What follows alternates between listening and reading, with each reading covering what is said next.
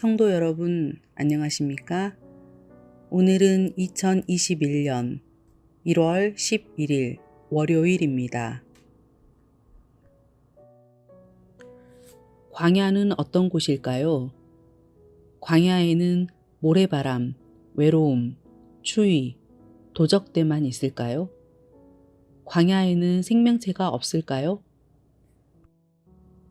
왜 믿음의 조상들, 아브라함, 모세, 엘리야 등은 광야 길을 걸어야 했을까요? 왜 성령께서는 예수님을 세례받은 직후에 광야로 이끌고 가셨을까요? 광야는 어떤 곳일까요? 광야는 없는 것, 부족함의 땅입니다. 광야는 파종할 곳이 없으며 씨앗을 뿌려 농사를 지을 수 없습니다. 광야는 마실 물이 없고 과일이 없습니다. 광야는 뜨거운 태양을 막아줄 그늘이 없고 추위를 막아줄 집도 없습니다. 광야는 어쩌면 없는 것 투성입니다. 그러나 광야를 가득 채운 것이 있습니다. 그것은 오직 하나님 한 분입니다. 하나님의 말씀이 충만한 땅입니다. 광야는 오직 하나님의 은혜로만 살아갈 수 있습니다. 광야를 지날 때는 재물, 명예, 권력을 구할 것이 아니라 오직 하나님의 은혜를 구해야 합니다. 광야에 계신 주님을 주목하여 보십시오. 그리고 주님과 함께 복음을 경청하여 주십시오. 오늘 말씀은 마태복음 4장 1절에서 11절 말씀입니다. 그때에 예수께서 성령에게 이끌리어 마귀에게 시험을 받으러 광야로 가사 40일을 밤낮으로 금식하신 후에 줄이신지라. 시험하는 자가 예수께 나아와서 이르되 내가 만일 하나님의 아들이여든 명하여 이 돌들로 떡덩이가 되게 하라. 예수께서 대답하여 이르시되 기록되었으되 사람이 떡으로만 살 것이 아니요 하나님의 입으로부터 나오는 모든 말씀으로 살 것이라 하였느니라 하시니. 이에 마귀가 예수를 거룩한 성으로 데려다가 성전 꼭대기에 세우고 이르되 네가 만일 하나님의 아들이여든 뛰어내리라. 기록되었으되 그가 너를 위하여 그의 사자들을 명하시리니 그들이 손으로 너를 받들어 발이 돌에 부딪히지 않게 하리로다 하였느니라. 예수께서 이르시되 또 기록되었으되 주 너의 하나님을 시험하지 말라 하였느니라 하시니. 마귀가 또 그를 데리고 지극히 높은 산으로 가서 천하 만국과 그 영광을 보여 이르되 만일 내게 엎드려 경배하면 이 모든 것을 내게 주리라. 이에 예수께서 말씀하시되 사탄아 물러가라. 기록되었으되 주 너의 하나님께 경배하고 다만 그를 섬기라 하였느니라. 이에 마귀는 예수를 떠나고 천사들이 나아와서 수종드니라.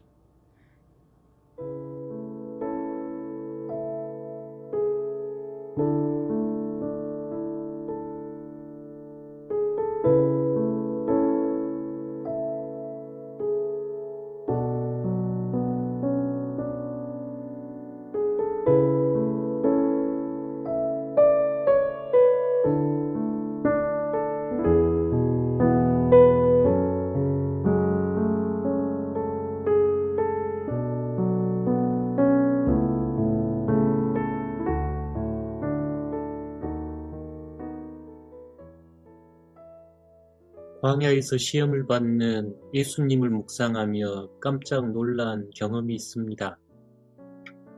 텅 비어 있을 것이라 생각했던 광야에 무생명체가 살고 있는 생명의 땅이라는 것을 묵상하면서 깨닫게 되었기 때문입니다. 예수님은 광야에서 들 짐승들과 함께 계셨는데 천사들이 시중을 들었습니다. 예수님은 광야에서 그 옛날 이사야 선지자가 예언하였던 하나님 나라를 미리 맛보고 계셨습니다. 그러니 텅 비어 있을 것이라 생각했던 그 광야에 예수님과 생명으로 가득 차 있었습니다. 오늘 예수님의 광야 시험은 우리를 비춰주는 거울이 됩니다. 사탄의 유혹은 우리 시대에 더욱 맹위를 떨치고 있습니다. 무엇이든지 더 많이 가져야 한다며 우리의 욕망을 자극하고 있습니다. 돌이 떡이 되는 것은 경제적인 부를 의미하겠지요. 돈이 신의 자리에 앉아있는 만몬 신을 섬기는 시대를 살고 있습니다. 돈이면 다 된다고 생각하지요. 성전에서 뛰어내리라는 유혹은 인기와 명예를 가지라는 것입니다. 더 많은 인기와 더 많은 명예를 얻기 위해 우리들은 애쓰고 있지요. 만국을 주겠다는 것은 권력을 말합니다. 대통령이 된 어떤 정치인이 대통령 당선만 되게 해준다면 사탄에게 영혼을 팔겠다 했다고 하는 뒷이야기를 들은 적이 있습니다. 더 많은 권력을 쥐기 위해 우리의 영혼을 팔 수 있지요. 사탄은 더 많은 재물, 더 많은 인기와 명예, 더 많은 권력을 가져야 성공적인 인생, 바람직한 인생, 행복한 인생이라고 속삭입니다. 그러나 예수님의 광야 시험에서 보여주는 것은 광야의 인생길을 걷고 있는 우리에게 필요한 것은 재물도 인기도 권력이 아님을 보여줍니다. 광야에서 필요한 건 하나님의 말씀이며 하나님의 은혜입니다. 광야를 뜻하는 히브리어는 미드바르입니다. 그 단어의 어원은 말씀을 뜻하는 다바르입니다. 히브리인들에게 광야는 하나님이 말씀하시는 곳이었습니다. 그래서 믿음의 선배들은 광야에서 하나님의 말씀을 들었고 하나님의 인도를 받았습니다. 성막의 가장 중심이 되는 지성소가 있습니다. 하나님의 거룩한 현현이 드러나는 지성소 또한 말씀과 같은 어원을 사용하여 드비르라 합니다. 광야는 온전히 하나님의 말씀을 듣는 장소이며 은혜로만 사는 거룩한 장소입니다. 다시 한번 광야에서 시험을 받으신 예수님의 말씀을 경청하여 보십시오. 그리고 우리에게 필요한 것이 무엇인지 묻기 바랍니다. 마태복음 4장 1절에서 11절 말씀입니다. 그때에 예수께서 성령에게 이끌리어 마귀에게 시험을 받으러 광야로 가사 40일을 밤낮으로 금식하신 후에 줄이신지라. 시험하는 자가 예수께 나와서 이르되 내가 만일 하나님의 아들이여든 명하여 이 돌들로 떡덩이가 되게 하라.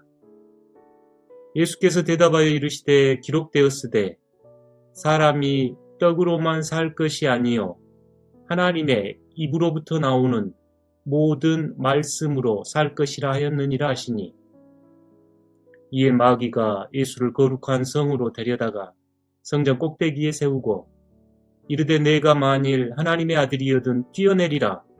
기록되었으되 그가 너를 위하여 그의 사자들을 명하시리니 그들이 손으로 너를 받들어 발이 돌에 부딪히지 않게 하리로다 하였느니라. 예수께서 이르시되 또 기록되었으되 주 너의 하나님을 시험하지 말라 하였느니라 하시니, 마귀가 또 그를 데리고 지극히 높은 산으로 가서 천하 만국과 그 영광을 보여 이르되 만일 내게 엎드려 경배하면 이 모든 것을 내게 주리라. 이에 예수께서 말씀하시되 사탄아 물러가라. 기록되었으되 주 너의 하나님께 경배하고 다만 그를 섬기라 하였느니라. 이에 마귀는 예수를 떠나고 천사들이 나와서 수종드니라.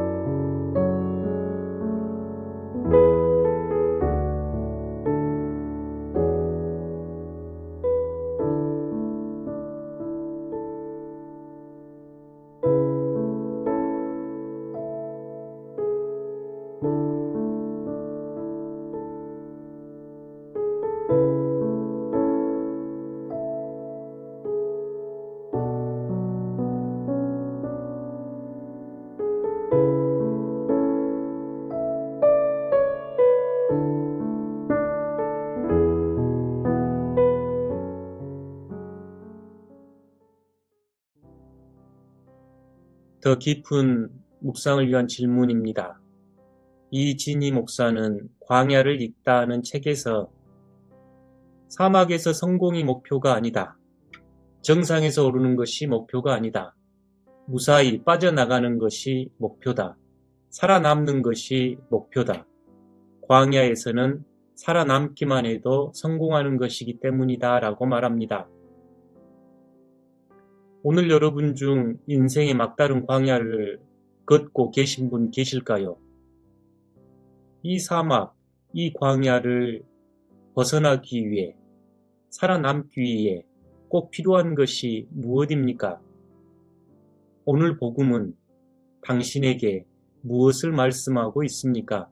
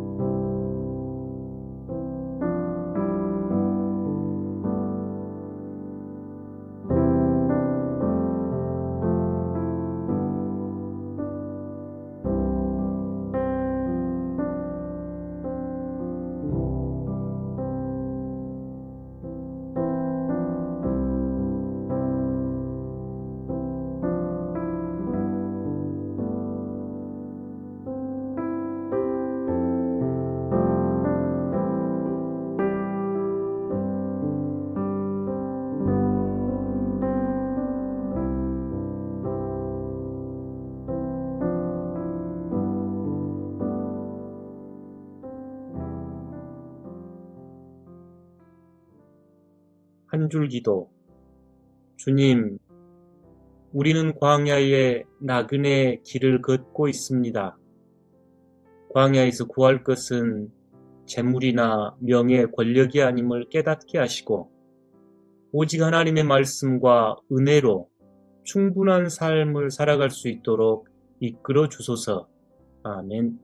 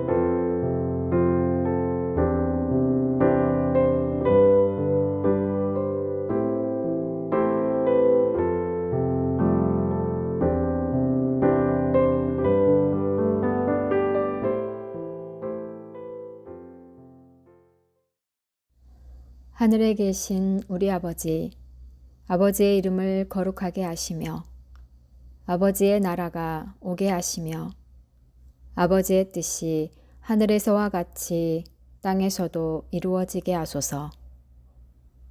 오늘 우리에게 일용할 양식을 주시고 우리가 우리에게 잘못한 사람을 용서하여 준 것 같이 우리 죄를 용서하여 주시고 우리를 시험에 빠지지 않게 하시고 악에서 구하소서.